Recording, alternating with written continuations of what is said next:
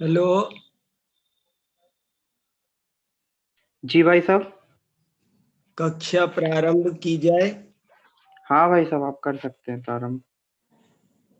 छात्राः समागताः। आ गए सब छात्र, आ गए ना? हाँ भाई साहब।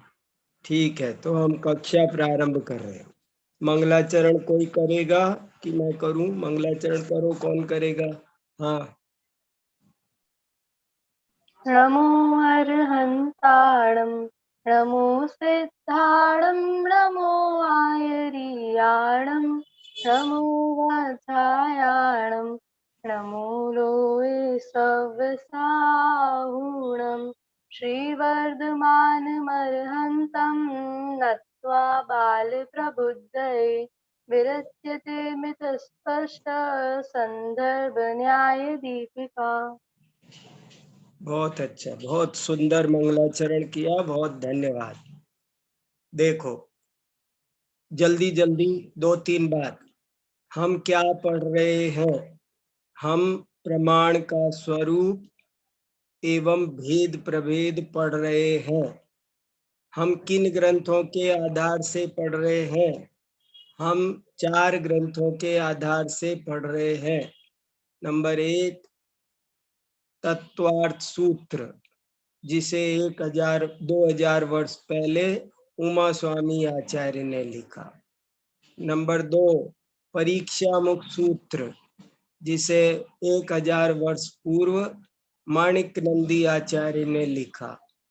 नंबर 3, प्रमेय रत्नमाला, जिसे आज से 900 वर्ष पूर्व आचार्य अनंत वीर्य ने लिखा। और नंबर 4, न्याय दीपिका, जिसे आज से 500 वर्ष पूर्व अभिनव धर्मभूषण यति ने लिखा। इन 4 ग्रंथों के आधार से हम सब प्रमाण का स्वरूप एवं भेद प्रभेद इस विषय को पढ़ रहे हैं। उसमें से हमने तत्वार्थ सूत्र के आधार पर प्रमाण के स्वरूप एवं भेद प्रभेदों को पढ़ लिया था और परीक्षा मुख के आधार पर पढ़ना कल प्रारंभ कर दिया था। तत्वार्थ सूत्र के सभी सूत्रों को आप एक बार स्क्रीन पर हम शेयर कर रहे हैं, आप देख सकते हैं। कुणाल भैया शेयर करो। तत्वार्थ सूत्र का प्रथम अध्याय आपको हम एक दफे स्क्रीन पर दिखा रहे हैं, इससे आपको पता चल जाएगा। ये देखो, ये तत्वार्थ सूत्र का पहला अध्याय है। आप इसको जूम करके अपनी स्क्रीन पर बड़ा करके भी देख सकते हैं। और इसमें ये बहुत आराम से देखा जा सकता है। देखो, ये इसमें 10वां सूत्र है, तत्प्रमाणे, वहां प्रमाण का नाम लिखा हुआ है। और उससे पहले 9वां सूत्र से शुरू हो गई है प्रमाण की बात। मति श्रुतावधि मने पर्यय केवलानी ज्ञानम। और बल्कि 6ठे सूत्र से ही प्रारंभ हो गई थी बात, प्रमाण नयैरधिगमः। ये 6वां सूत्र है, यहाँ से प्रमाण की बात शुरू हो गई। 6वें सूत्र में कहा था कि तत्वों का अधिगम प्रमाण और नय से होता है। फिर 9वें सूत्र में कहा कि मति श्रुत अवधि मने पर्यय और केवल, ये 5 ज्ञान है, यही प्रमाण है। आद्य परोक्षम, शुरू के 2 परोक्ष है। प्रत्यक्ष मन्यत, बाकी के सब प्रत्यक्ष है। मति स्मृति संज्ञा चिंता, ये सब पर्यायवाची है। तदिंद्रिया निंद्रिय निमित्तम। मैं जल्दी जल्दी पढ़ रहा हूँ क्योंकि इनका हिंदी अर्थ और सब जिनवाणी संग्रह आदि किताबों में उपलब्ध है। आप आराम से सरलता से जान सकते हैं। जो इंद्रिय और अनिंद्रिय का अर्थ होता है मन, जो इंद्रिय और मन की सहायता से होता है वो मति ज्ञान है। अवग्रह वाय धारणा, मति ज्ञान के 4 भेद हैं, अवग्रह, इहा, वाय और धारणा। बहु बहुविध क्षिप्रा निस्रता नुक्त ध्रुवाणाम क्षेत्राणाम, ये फिर मति ज्ञान के और भी विशेष भेद हैं। फिर अर्थस्य व्यंजनस्य, ये ऐसे करके बात आगे बढ़ती चली जा रही है। और कहाँ तक बढ़ रही है? 30वें सूत्र तक। एकादीनी भाज्यानि युगपदे कस्मिन् चतुर्भ्य, के ये ज्ञान एक भी एक साथ, एक हो सकता है, दो हो सकता है, तीन हो सकते हैं। आ चतुर्भ्य माने 4 तक होते हैं। ये चर्चा तत्वार्थ सूत्र के आधार से है। आप एक दफे इसको फिर से पढ़ लेना तो आपको सब बातें बहुत अच्छी तरह समझ में आ जाएगी। तो ये तो तत्वार्थ सूत्र के आधार से प्रमाण और का स्वरूप और उसके भेद प्रभेदों का अध्ययन हमने कर लिया। अब इसके बाद परीक्षा मुख सूत्र से प्रारंभ किया है, जो बहुत इंपॉर्टेंट न्याय का ग्रंथ है। उसकी भी स्क्रीन अब एक दफे आपको दिखाते हैं। परीक्षा मुख के प्रथम अध्याय की स्क्रीन आपको शेयर की जा रही है। आप वो भी जरूर देखो, तो आपको बहुत नॉलेज होगी।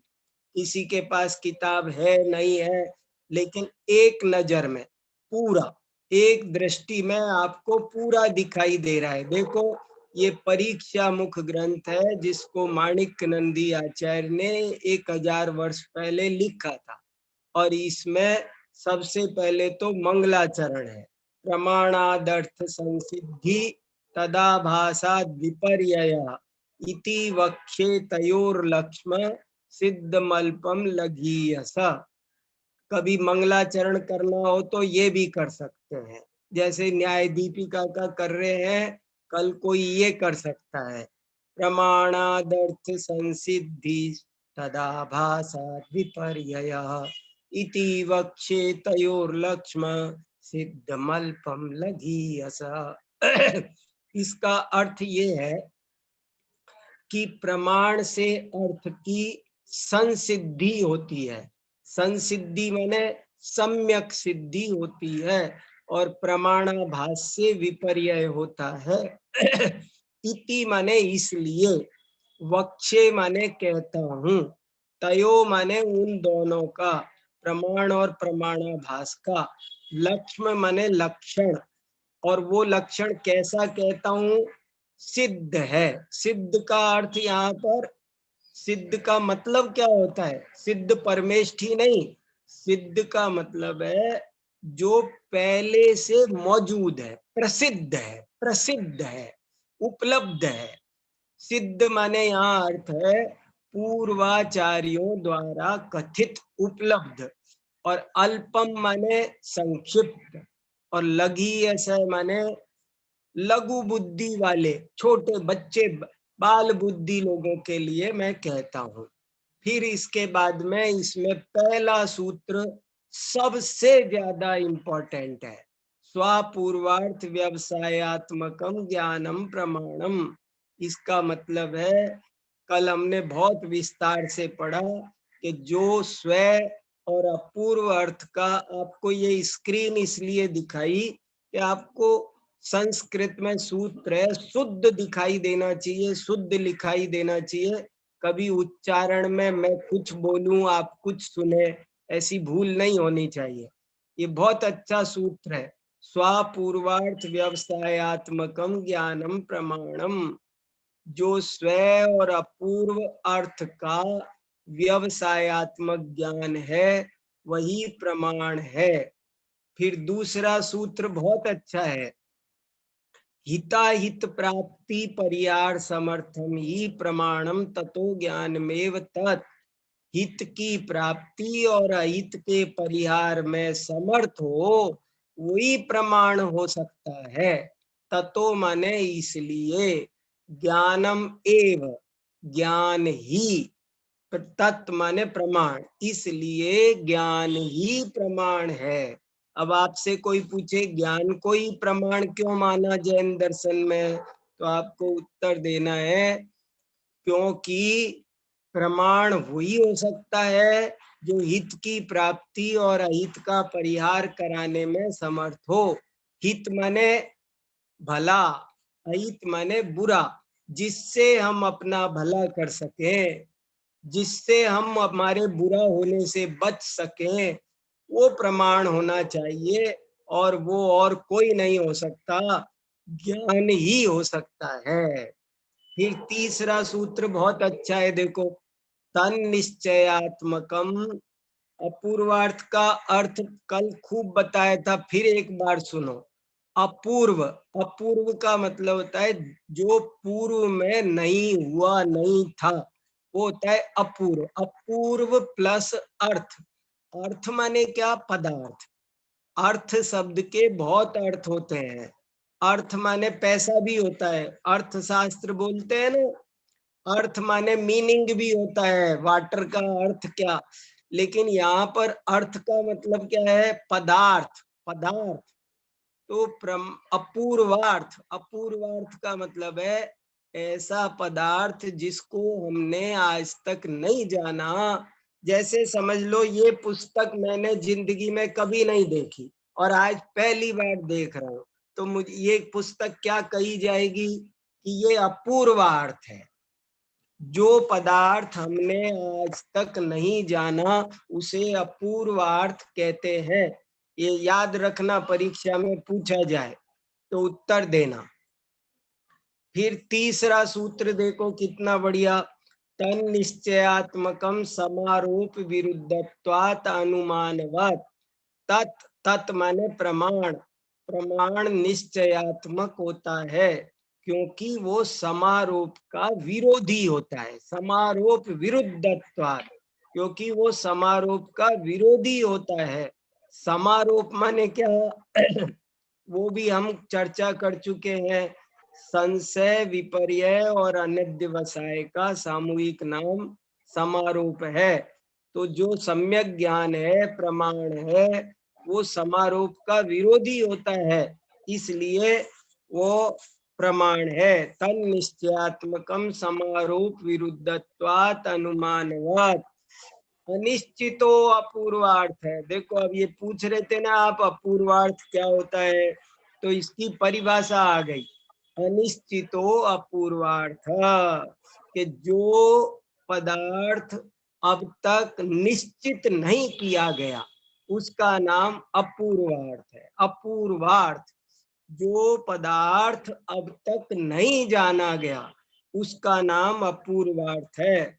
दृष्टोपि समारोपात तादृक। दृष्टोपि माने देखा हो तो भी, अपि माने भी, देखा हो तो भी। समारोपात, समारोपात क्या है? पंचमी विभक्ति एक वचन, समारोप लग जाए तो तादृक। तादृक माने वो फिर वैसा का वैसा ही हो गया। क्या कहना चाह रहे हैं? कि कोई चीज हमने देखी है लेकिन भूल गए, तो भूल गए तो अब वो तो फिर बिना देखी हो गई ना। जैसे आप ऐसा समझो, मैं एक बच्चे को बोलूं कि हमारे घर जाओ और ये सामान ले आओ, तो वो बोलेगा कि गुरुजी मैं पहले गया तो था लेकिन अब तो मैं रास्ता भूल गया। तो भूल गया तो फिर नहीं भेज सकते उसको, उसी को भेज सकते हैं जो जानता है। तो जो कभी नहीं गया वो भी नहीं जा सकता, और जो गया है लेकिन भूल गया तो वो भी फिर नहीं गया जैसा ही है, वो भी काम नहीं आ सकता। इसलिए जो जाना है, जो जाना नहीं है वो भी अपूर्वार्थ है, और जो जाना है लेकिन जिसमें कोई संशय, विपर्य, अनध्यवसाय लग गया है तो वो भी अपूर्वार्थ है। दृष्टोपि समारोपात तादृक। बहुत बढ़िया सूत्र, देखो कितना बढ़िया बढ़िया सूत्र है ये। दृष्टोपि समारोपात तादृक, कि उसको अगर हमने जाना हो तो समारोप लगा हो। समारोप यानी संशय, विपर्य या अनध्यवसाय कुछ हो गया हो तो वो फिर से अपूर्वार्थ है। और अब स्व की चर्चा के सूत्र शुरू हो रहे जो बहुत अच्छे हैं। स्वोन्मुक्तया प्रतिभासनम स्वस्य व्यवसाय। स्वोन्मुक्तया, स्व की तरफ उन्मुख होना। उन्मुख होना माने उधर रुख करना, उधर ध्यान देना, स्व की तरफ उन्मुख होने से जो हमको प्रतिभासन होता है, ज्ञान होता है, उसको कहते हैं स्वव्यवसाय। स्वव्यवसाय, ठीक है ना। सोन्मुक्तया प्रतिभासनम स्वस्य व्यवसायः अर्थस्येव तदुन्मुक्तया। अर्थस्येव तदुन्मुक्तया माने अर्थ की तरह, जैसे अर्थ माने याद रखना, भूलना नहीं, पदार्थ। जिस पदार्थ, जैसे मैंने पुस्तक की तरफ मुड़ा तो पुस्तक का ज्ञान हो गया, पेन की तरफ झुका तो पेन का ज्ञान हो गया, टेबल की तरफ, कंप्यूटर की तरफ तो कंप्यूटर, जो देखूंगा उस, जिधर झुकूंगा उसका ज्ञान हो जाएगा। ऐसे ही वो कह रहे अर्थस्य इव, इव माने के समान, पदार्थ के समान, जैसे स्व की तरफ उन्मुख हुए, हमारा ध्यान जिधर है उसका ज्ञान हो जाता है। अगर हम अपनी तरफ देखें तो अपना भी ज्ञान हो जाएगा। अर्थस्येव तदुन्मुक्तया घटम अहम आत्मना वेद्मि। थोड़ा सा पढ़ लेते हैं, फिर आपके प्रश्न लेंगे बाद में। जिनको प्रश्न पूछना हो वो अपना प्रश्न तैयार रखो, प्रश्न का आपको मौका मिलेगा, लेकिन बीच बीच में करेंगे तो थोड़ा दिक्कत हो रही है, इसलिए हम पहले थोड़ा सा पढ़ते हैं, बाद में अभी आपको मौका देंगे। देखो, अर्थस्येव तदुन्मुक्तया, कि जैसे पदार्थ की तरफ उन्मुख हो तो उसका ज्ञान हो जाए। फिर अगला है घटम अहम आत्मना वेद्मि, कि घटम अहम आत्मना वेद्मि। अहम माने मैं, घटम माने घट को, आत्मना माने अपने से, वेद्मि माने जानता हूँ। मैं अपने को घट, मैं अपने से घट को जानता हूँ। तो मैं करता है, घट कर्म है, अपने ज्ञान है वो करण है, वेदमी है वो क्रिया है। ये एक वाक्य है, घटम अहम आत्मना वेदमी।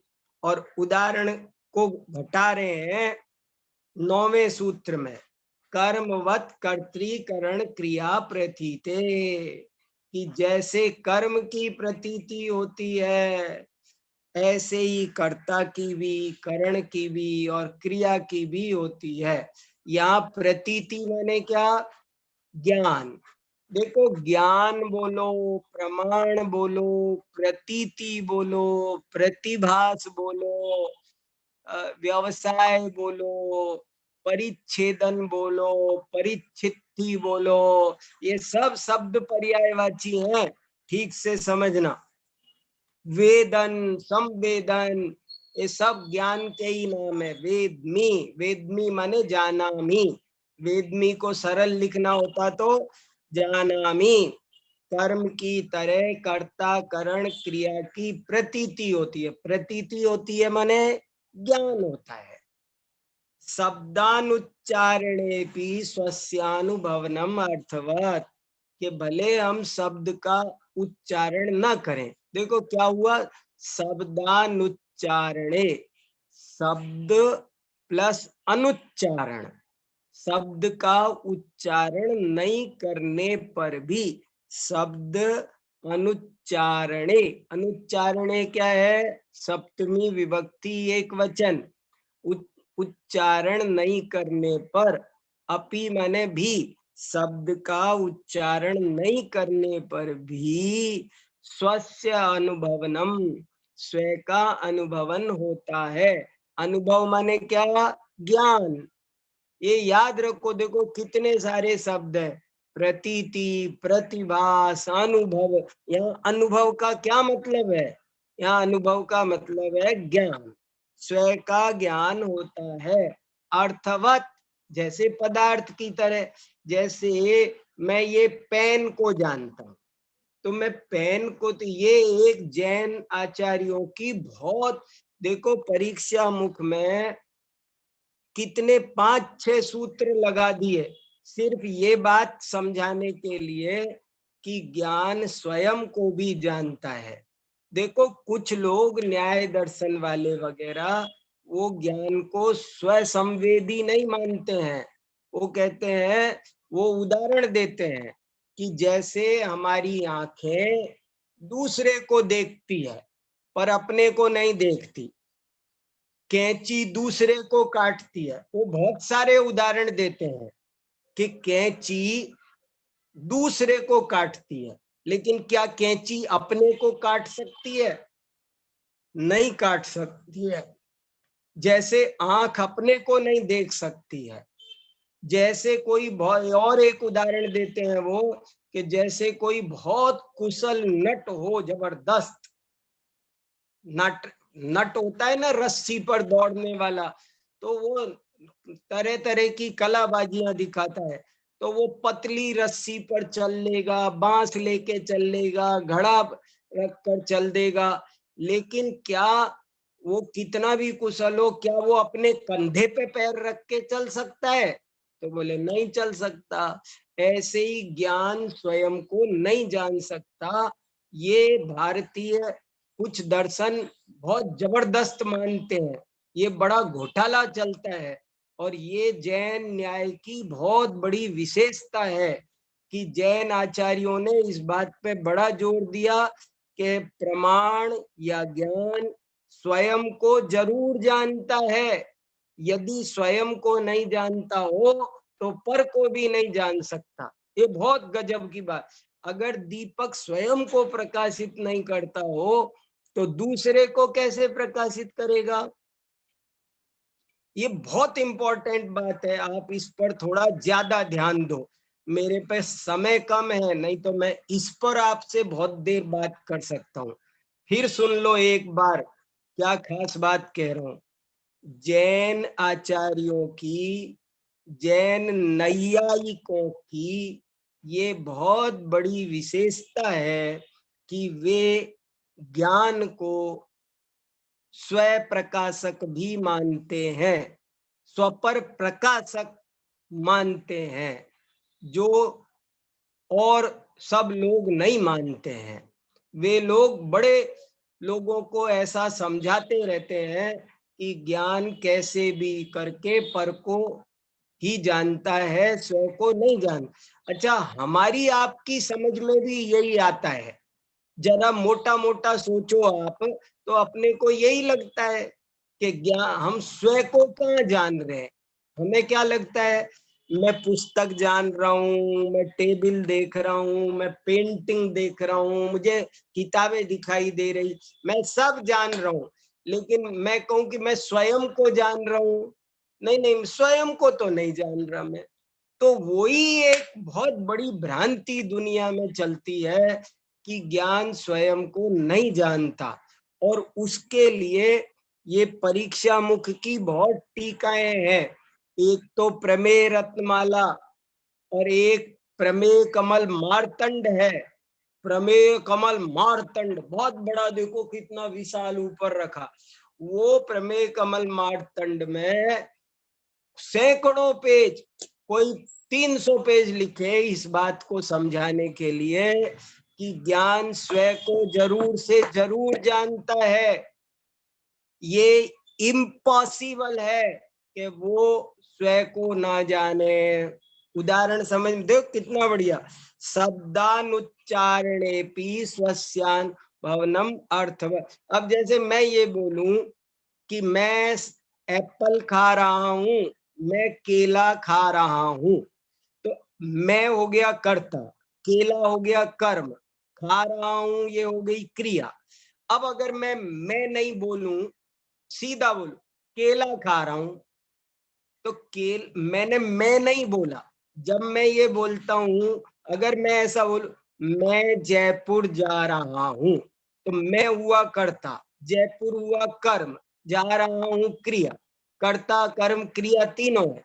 लेकिन अगर मैंने मैं शब्द का इस्तेमाल नहीं किया और केवल इतना बोला जयपुर जा रहा हूं, तो भी ये बात अंडरस्टूड है कि जा रहा हूं बोला है ना, मतलब अहम गच्छामि। इसलिए शब्द का उच्चारण नहीं करो तब भी स्वयं का अनुभव होता ही होता है। बिल्कुल साफ साफ होता है। ये एक बहुत गजब की, बहुत सुंदर, बहुत गहरी और बहुत आध्यात्मिक बात है, जो आपको धीरे धीरे जैसे जैसे आप बड़े होगे सब समझ में आएगी आपको।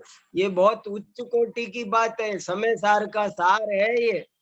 समय सार में 17वीं 18वीं गाथाएं मानो इसी के आधार से लिखी गई है, इसलिए ये बात बहुत अच्छे से समझना। देखो 10वां सूत्र हो गया, शब्दानुच्चारणेपि स्वस्यानुभवनम अर्थवत। 11वां सूत्र देखो, को वा तत्प्रतिभासिनमर्थ मध्यक्षमिच्छंस तदेव तथा नेच्छेत्। अगर हम आमने सामने बैठे होते किसी क्लासरूम में, तो मैं आपसे सूत्र भी बुलवाता, उच्चारण करवा करवा के सुनता कि सुनाओ। देखो ये थोड़ा कठिन सा है सूत्र, पर आप प्रैक्टिस करो, मैं आपको बोल के सुनाता हूँ। को वा तत्प्रतिभासिन मर्थ मध्यक्ष मिच्छंस तदेव तथा नेच्छेत्। बहुत बढ़िया सूत्र है, कितना बढ़िया सूत्र है। ये भी यही बात को समझाने के लिए है कि ज्ञान स्वयं को जानता है। इसका हिंदी अर्थ क्या हुआ? को वा माने अथवा। अथवा दुनिया में ऐसा कौन मूर्ख होगा कि जो ज्ञान के द्वारा प्रतिभाषित अर्थ को तो जाने, प्रत्यक्ष माने, और स्वयं ज्ञान को प्रत्यक्ष ना माने।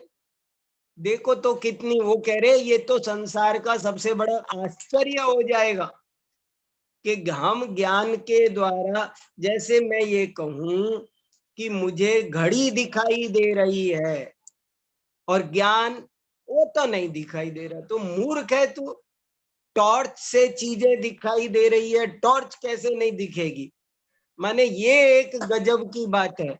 एक बच्चे से कहा कमरे में जो जो सामान है इसमें उनका सबका नाम लिख दे। उसने सब वस्तुओं का नाम लिख दिया, अपना नहीं लिखा। अरे तू भी तो था। इसलिए ये बहुत इंपॉर्टेंट बात है। को वा तत्प्रतिभासिन मर्थ मध्यक्ष मिच्छंस तदेव तथा नेच्छेत्। प्रदीपवत, प्रदीपवत माने दीपक की तरह। जैसे उन्होंने उदाहरण दिया कैंची की तरह, आंख की तरह, ऐसे जैन आचार्य उदाहरण दे रहे हैं प्रदीपवत, प्रदीप की तरह।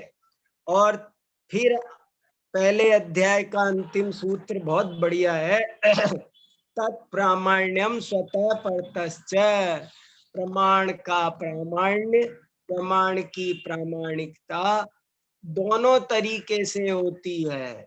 स्वतः परतश्च, प्रमाण की प्रामाणिकता का निर्णय दो तरह से होता है।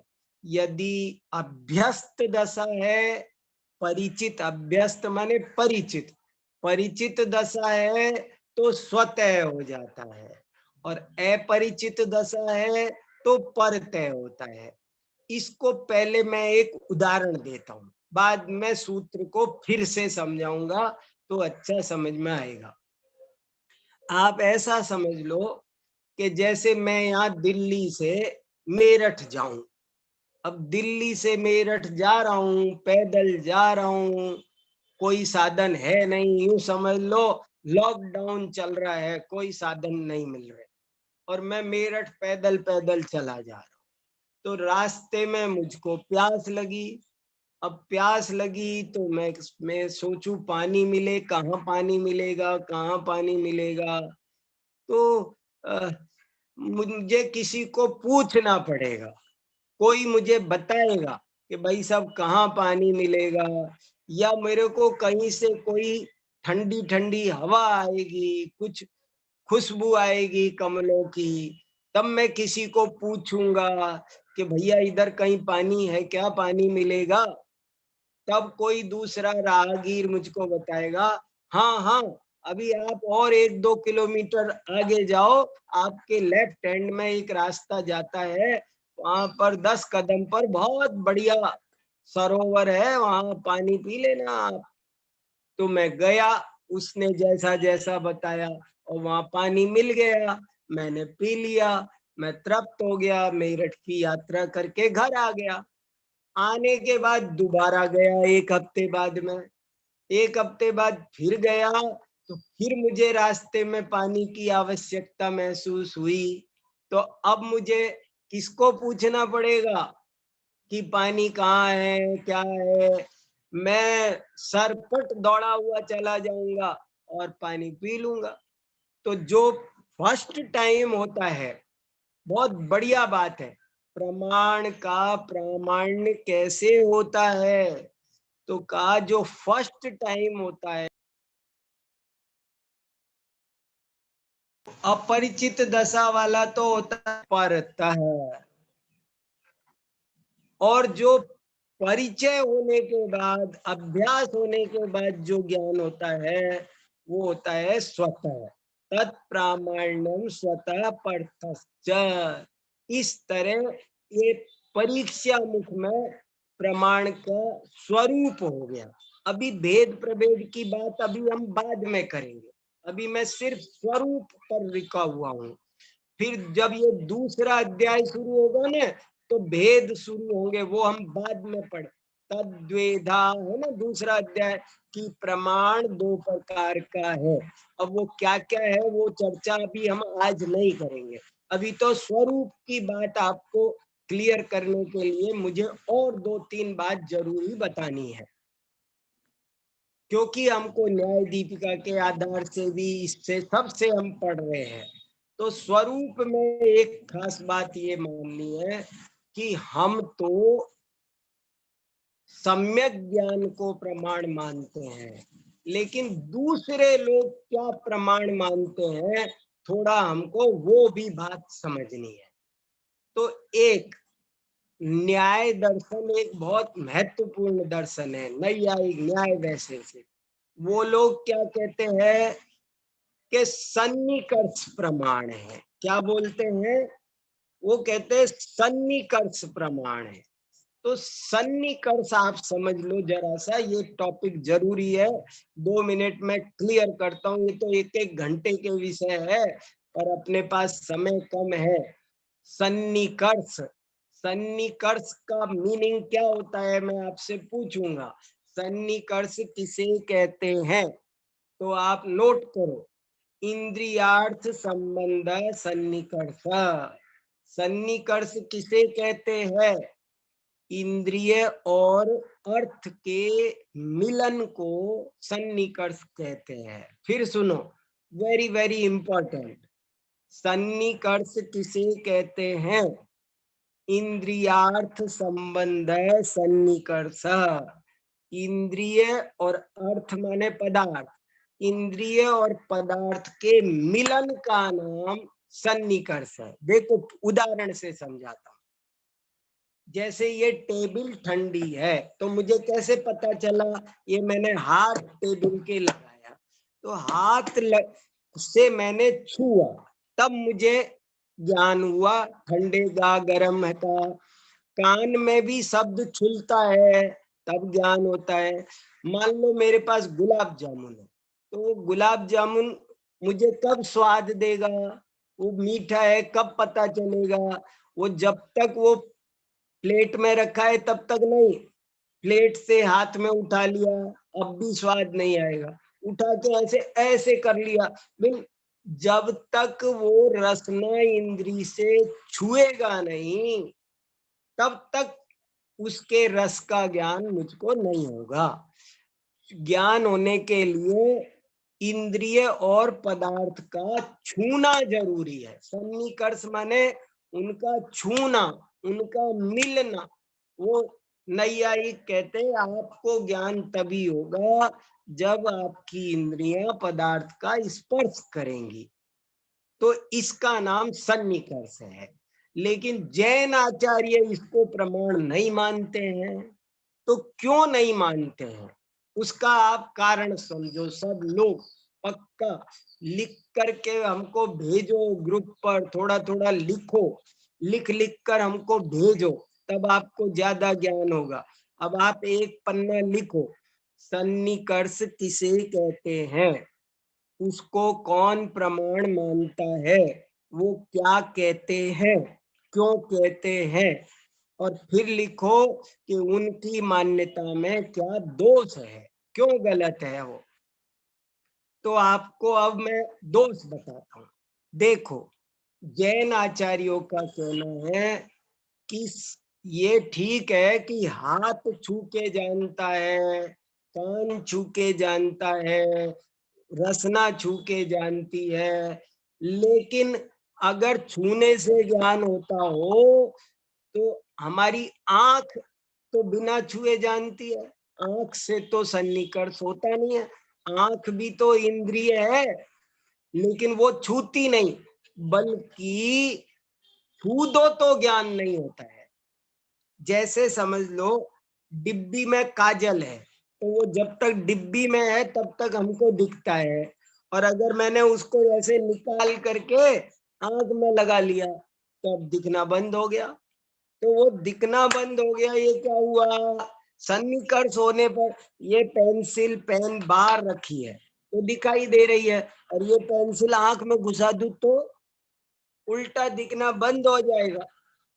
तो इसलिए चक्षु से सन्निकर्ष नहीं हो, सब इंद्रियों से सन्निकर्ष होता है लेकिन चक्षु से सन्निकर्ष नहीं होता है, एक कारण। दूसरा कारण सुनो कि वर्तमान कालीन वस्तुओं का ही तो सन्निकर्ष हो सकता है, भूतकाल की भविष्य काल की वस्तुओं का तो सन्निकर्ष नहीं होता, फिर कैसे ज्ञान होगा। देखो, मेरे पिताजी का देहांत हो गया, अब वो तो है नहीं यहाँ आज, लेकिन मुझे उनका ज्ञान होता है, तो वो कैसे हुआ, सन्निकर्ष तो हुआ नहीं। तो स्मृति के ज्ञान का सन्निकर्ष कैसे होगा, उसको कैसे करेंगे। ऐसे ही भविष्य का, आज से 6 महीने बाद ग्रहण पड़ेगा, उसका ज्ञान के यदि सन्निकर्ष को प्रमाण मानेंगे तो कोई केवल ज्ञानी बन नहीं सकता, केवल ज्ञानी छू छू करके थोड़ी जानेगा। और तीसरा दोष ये है कि यदि सन्निकर्ष को प्रमाण मानो तो संशय, विपर्य, अनध्यवसाय, इनमें भी सन्निकर्ष होगा ना। आपने बोला चना, मैंने सुन लिया धना, तो सन्निकर्ष तो अभी भी हुआ लेकिन ज्ञान गलत हो गया, तो इसलिए सन्निकर्ष को प्रमाण नहीं मान सकते। अब आपको किसी को कोई प्रश्न पूछना हो तो आप पूछ सकते हैं, क्योंकि हमारे पास में 4:10 हो गए हैं। आज मैंने बीच में किसी को मौका नहीं दिया प्रश्न पूछने का। अब आप पूछ सकते हैं जिस जिसको जो पूछना है। कुणाल भैया देखो संभालो, बोलो भैया। पंडित जी, एक तो ये प्रश्न है कि जैसे हमने प्रमाण का प्रामाण्य देखा तो अभ्यस्त दशा में हमने कहा वो स्वतः होगा, तो अभ्यस्त दशा का जो ज्ञान होगा वो धारावाहिक ज्ञान नहीं होगा, क्योंकि पहले भी हमें वो ज्ञान था और बाद में वो फिर से ज्ञान हो रहा है उसी चीज का, मतलब अभ्यस्त दशा है, तो वो प्रमाण क्यों होगा, वो तो धारावाहिक ज्ञान हो जाएगा। देखो, धारावाहिक ज्ञान के बारे में बहुत उलझने की जरूरत नहीं है, मैं पहले भी कह चुका और अभी आज फिर एक दफे बहुत साफ शब्दों में आप सुन लो। धारावाहिक ज्ञान का क्या मतलब होता है, ये जो हम समझ रहे हैं वो मतलब नहीं है, वो कुछ और चीज है जिसको दूसरे दर्शन वाले प्रमाण मानते हैं और उसमें दोष है। हमारे यहाँ जिसको हम समझ रहे हैं, हमारे यहाँ तो सम्यक ज्ञान है, वो चाहे दोबारा हो तिबारा हो, वो सब प्रमाण माना गया है। ये परीक्षा मुख में जब परमत खंडन की अपेक्षा आई है तब ही धारावाहिक ज्ञान का खंडन किया है, नहीं तो हमारे सब आचार्यों ने ऐसी कोई बात नहीं करी है। सब ने सीधी बात करी है कि जो सम्यक ज्ञान है वही प्रमाण है। तो वो धारावाहिक बुद्धि कुछ अलग चीज है, ये धारावाहिक ज्ञान ये नहीं है कि हमको दोबारा वो सरोवर का ज्ञान हुआ तब वो अप्रमाण है, ऐसे नहीं है। और एक और प्रश्न था हाँ कि जैसे जो हमारा ये वाला सूत्र है सुउन्मुक्तया और उसके अगला सूत्र भी अर्थस्येव तदुन्मुक्तया, तो इसमें हाँ उन्मुक्ता शब्द क्यों डाला गया है? Very good. उन्मुखता का मतलब है अपने उपयोग को उधर घुमाना। जैसे देखो मेरी टेबल पे चश्मा भी रखा है, पेन रखा है, घड़ी रखी है, किताबें रखी है, लेकिन मैं इधर मुख किताब की तरफ उन्मुख होता हूँ तो किताब का ज्ञान होता है, घड़ी की तरफ उन्मुख होता हूँ तो घड़ी का ज्ञान होता है, चश्मे की तरफ उन्मुख होता हूँ तो जिसकी तरफ उन्मुख होता हूँ उसका ज्ञान होता है।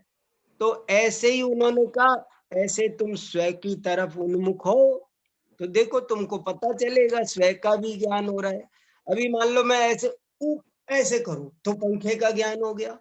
वो क्या हुआ, कैसे हुआ, तो उधर उन्मुख हुआ। उन्मुख का मतलब है जिधर आपका उपयोग जाएगा उसका ज्ञान हो जाएगा। तो फिर जो छद्मस्त होते हैं उसका उपयोग तो एक समय में एक ही चीज की तरफ जाएगा, तो फिर वो मतलब पर का, अर्थ का और स्व का एक साथ कैसे ज्ञान करेगा? उसका ज्ञान प्रमाण तो कभी होगा ही नहीं फिर। बराबर। ये बात स्थूल अपेक्षा से बहुत इंपॉर्टेंट सवाल है, लेकिन उत्तर याद रखना, भूलना नहीं। उत्तर सुनो, ये बात बहुत स्थूल अपेक्षा से कही जाती है कि छद्मस्त का ज्ञान एक समय में एक को ही जान सकता है। ये रियलिटी नहीं है, ये हकीकत नहीं है। एक समय में अनंत पदार्थों को छद्मस्त का ज्ञान जान सकता है एक समय में। अरे आप देखो किसको एक, अभी जैसे मान लो मैं ये देख रहा हूँ तो ये सारे पेज दिखाई दे रहे हैं ना मुझे, कितने पेज हैं, लेकिन तो कितने पेजों का ज्ञान। मैं पेड़ देख रहा हूं तो कितने पत्ते हैं, सारे पत्ते एक साथ दिखते हैं। मैं पत्ते देखता हूं तो ऊपर आसमान, अभी मैं शाम को देखूंगा हमारे घर के सामने एक पेड़ है, उस पेड़ पे मैं ऐसे देखूंगा तो ऊपर सब सैकड़ों तारे, पूरा आसमान, चंद्रमा सब दिखाई देगा, पत्ते भी दिखेंगे, उस पेड़ में से दिखेंगे, पत्ते भी तारे भी सब दिखेंगे। तो याद रखना, कभी भी ऐसी बात पक्का नहीं समझना, ये मोटा कथन है कि एक समय में एक ही काम होगा।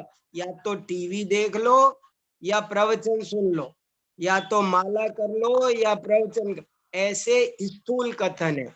वास्तव में एक साथ स्व पर प्रकाशक है ज्ञान। और उदाहरण याद रखो ना, जैसे दीपक होता है वो एक साथ स्वयं को भी प्रकाशित करता है और पदार्थों को भी, स्वपर प्रकाशक होता है। बहुत अच्छा सवाल पूछा है, उत्तर समझ में आ गया। और लास्ट क्वेश्चन एक और है कि प्रमाण का प्रामाण्य क्या है? ये थोड़ा सा मतलब अच्छे से डीपली समझा दीजिए। हाँ सुनो, प्रमाण का प्रामाण्य, प्रामाण्य का मतलब होता है उसकी प्रामाणिकता, उसकी ऑथेंटिसिटी, उसको वो जो ज्ञान हुआ है वो कितना प्रामाणिक है, वो कितना ऑथेंटिक है। तो उसका प्रमाण का प्रामाण्य का मतलब ये है, मैंने बोला वो रमेश जा रहा है तो वो रमेश ही होना चाहिए, सुरेश नहीं होना चाहिए, दिनेश नहीं होना चाहिए उसमें। ये इसका नाम है प्रामाण्य। मैंने जाना पानी तो वहां पानी होना चाहिए। प्रामाण्य की परिभाषा दी है न्याय दीपिका में, प्रतिभात विषया व्यभिचारित्वम, कि जो हमने जाना है वो वही हो और कुछ ना हो। मैंने कहा कि ये दूध है गिलास में तो वो दूध होना चाहिए और कुछ नहीं होना चाहिए, तब जाकर के इसका नाम है प्रामाण्य। हाँ और बोलो। प्रामाण्य के विषय में दो चीजें आती है, एक तो उत्पत्ति और एक ज्ञप्ति। तो फिर हाँ मतलब कि उत्पत्ति ऐसा बोलते हैं कि उत्पत्ति तो हमेशा पर से ही होगी और बराबर ज्ञप्ति मतलब स्वयं से भी हो सकती है और पर से। तो जब उत्पत्ति पर से ही होगी तो ज्ञप्ति स्वयं से कैसे होगी? होगी। ये विषय परीक्षा मुख में नहीं आया इसलिए मैंने आज नहीं उठाया, न्याय दीपिका में आया है इसलिए मैंने उसे छोड़ दिया। न्याय दीपिका में ये बात आई है कि उत्पत्ति तो पर से ही होती है, लेकिन ज्ञप्ति अभ्यस्त दशा में स्वतः होती है, अनभ्यस्त में परत है। इस बात को समझना हो ना तो अपने सम्यक दर्शन वाले प्रकरण को पढ़ सकते हो। जैसे सम्यक दर्शन कभी भी होगा तो बिना उपदेश के नहीं होगा, गारंटी है, ये नियम है, उपदेश से ही होगा। और बिना उपदेश के जो होगा निसर्गत सम्यक दर्शन, वो भी कभी न कभी पिछले जन्म का उपदेश चाहिए तभी होगा वो।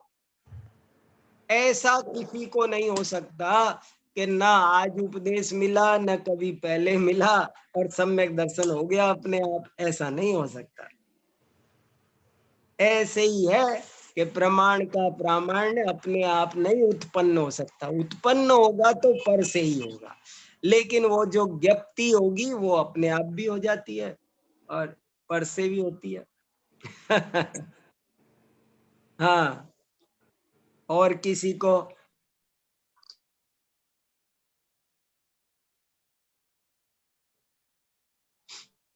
और किसी को कुछ पूछना है? हाँ, बोलो। अभी आपने जो एक तीसरा पॉइंट बताया था, संशय विपर्य अनद्वसाय में सन्निकर्ष होगा या नहीं होगा, वो वाला एक बार फिर से बता। Very good.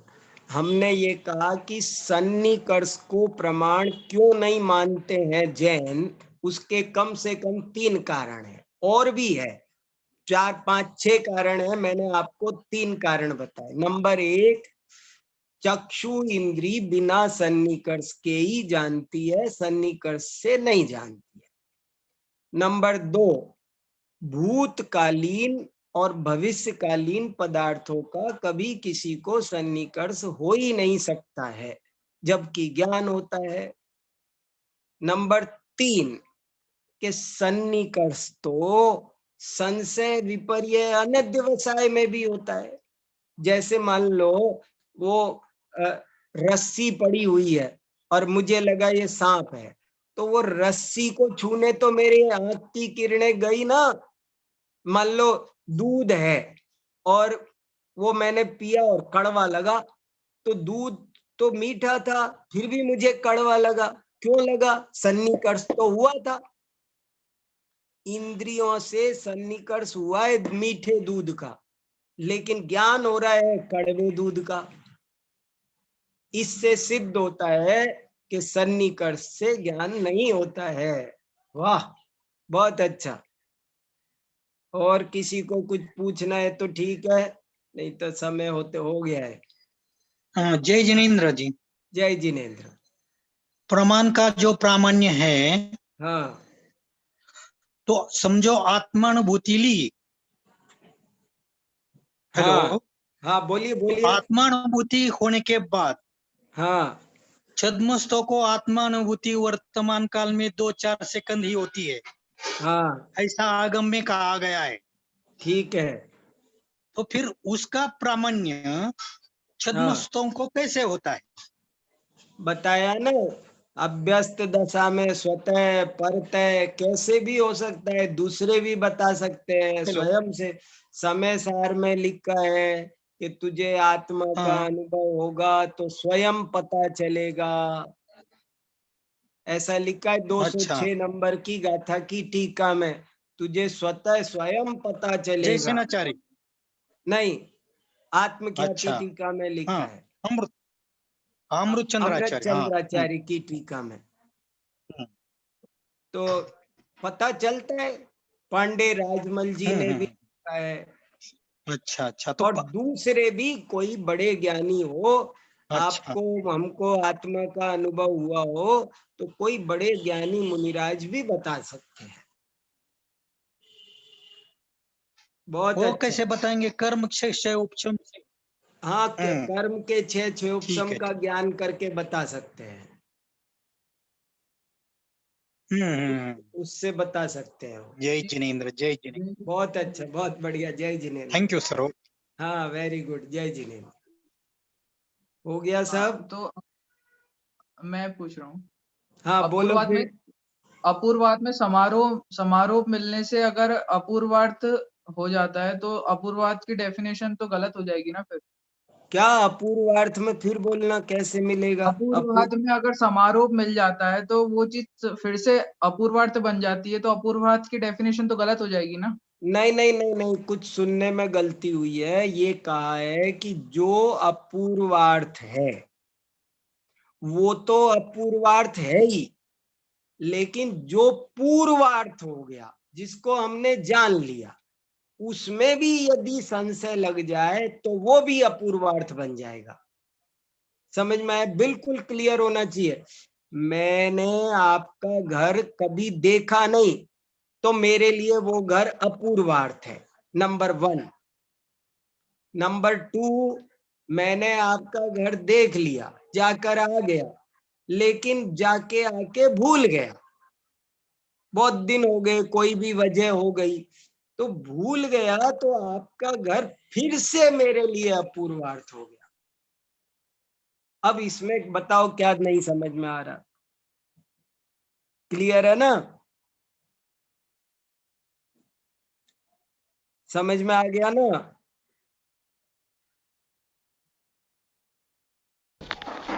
मेरा ये प्रश्न था, आपने बीच में कर्तृ-कर्म क्रिया प्रतिदे परीक्षा मुख का ये जो सूत्र लिया था, क्या आप वापस एक बार समझा सकते हैं कि उस सूत्र में समझाना क्या चाहते हैं कि कर्ता कर्म और।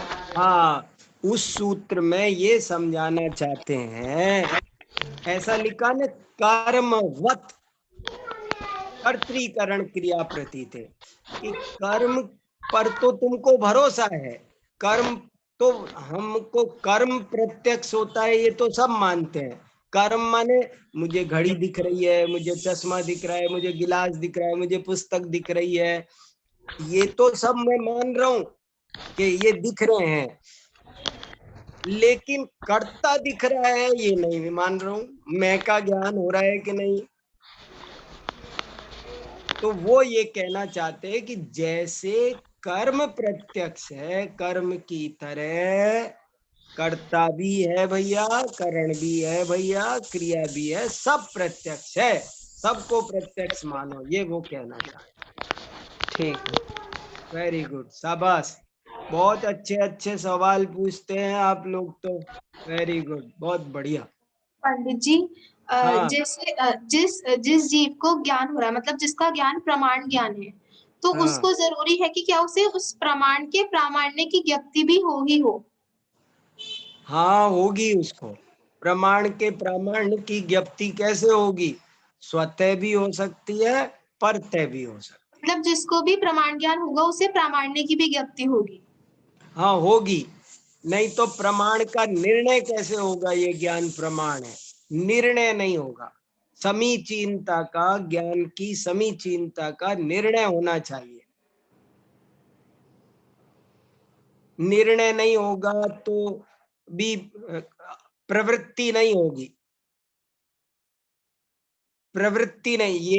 ये मेरा घर, मैं आपके घर आऊं तो मुझे ये निर्णय होना चाहिए, तब मैं बैल बजाऊंगा, तब मैं अंदर आऊंगा।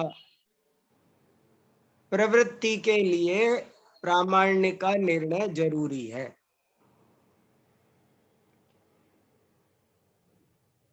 ठीक है?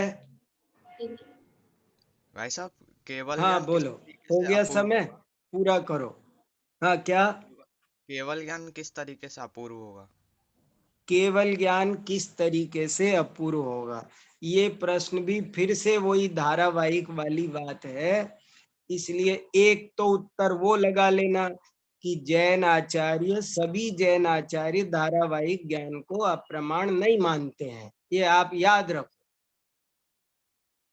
दूसरी बात ये है कि केवल ज्ञान भी परिणमनशील जगत को जानता है ना, इसलिए वो परिणमनशील जगत तो नया नया हो रहा है ना। कल तो वो जानते थे कि कल मंगलवार होगा, आज वो ये जानते हैं कि आज मंगलवार है। ये फर्क पड़ गया उनके ज्ञान में। इस अपेक्षा से उनका ज्ञान अपूर्व अपूर्व है। वर्तमान की पर्यायों को भूत की जानने लगते हैं, ये फर्क पड़ता है। बहुत अच्छा, समय बहुत हो गया है, अब क्लास पूरी करते हैं, कल मिलेंगे 3:30 बजे, ठीक है? सबको जय जिनेंद्र। भैया जय जनेंद्र पंडित जी, एक प्रश्न है मेरा। हाँ बोलो वो बेटा। अपूर्वार्ध के संबंध में है ये। हाँ बोलो। हाँ, अपूर्वार्ध के संबंध में है। अभी हाँ। आपने बताया है कि पदार्थ का विशेष विशेष जानना, हाँ हाँ, जानना अपूर्वार्थ है ये। हाँ पर उसमें कोई डाउट हो जाए, हाँ तो वो फिर अपूर्वार्थ ही कहलाएगा। हाँ, डाउट हो गया तो फिर से वो बेकार, सारा फिर से शुरू करो नया। हाँ हाँ, तो तब माने भी वो उसको जैसे आपने जानने के बाद भी भूल गए, संशय लग गया, तो फिर बेकार हो गया ना, दोबारा सीखना पड़ेगा। मैं आपसे कहूं कि आपको स्वेटर बनाना आता है, तो आपको बचपन में तो आता था, अब तो मैं भूल गई, पता नहीं कैसे करते हैं, मुझे तो बिल्कुल याद नहीं है। तो बिल्कुल याद नहीं है, तो इसका मतलब ही हो गया कि आपको भी फिर से ट्रेनिंग की क्लास में बैठना पड़ेगा। आप मेरे से कहो आपको कंप्यूटर आता है, तो मैं कहूँ हाँ आता तो था, लेकिन अब तो मैं भूल गया। तो बोले भूल गया तो बैठ जाओ फिर से तुम भी क्लास में, जो नहीं पढ़े हैं उनके साथ फिर से बैठो। ये अच्छा, मतलब। तो जैसे विशेष विशेष जानना अपूर्वार्थ है ये। हाँ। अच्छा, और उसमें डाउट हो गया तो भी फिर अपूर्वार्थ है वो। हाँ, फिर से वो अपूर्वार्थ है। अच्छा, डाउट हो गया तो भी अपूर्वार्थ है। तो अपूर्वार्थ में थोड़ा सा पता नहीं क्यों नहीं समझ में नहीं आ रहा है ये नहीं, अपूर्वार्थ का। आप अपूर्वार्थ का मतलब इतना समझ लो, नया पदार्थ होना चाहिए। अच्छा, और जो जाना है वो भी भूल गए तो फिर नया है ना। अच्छा, माने नया चाहिए, आप भूल गए तो भी हमको पता नहीं, हमको तो नया चाहिए। ये अच्छा, मतलब है, इतना सा है। अच्छा। आएगा अपूर्वार्थ का धीरे, मतलब है नया नया जानना, विशेष नया विशेष जानना। नया। हाँ, ये मतलब है। अच्छा, ठीक है ठीक है, ठीक है। बहुत ठीक है। अच्छा, जय बहुत अच्छा। जनेन्द्र। जय जय जिनेन्द्र, जय जनेन्द्र जिनेन्द्र। की। कल मिलेंगे 3:30 बजे। जी जी, जय जिनेन्द्र सबको। जय जनेन्द्र।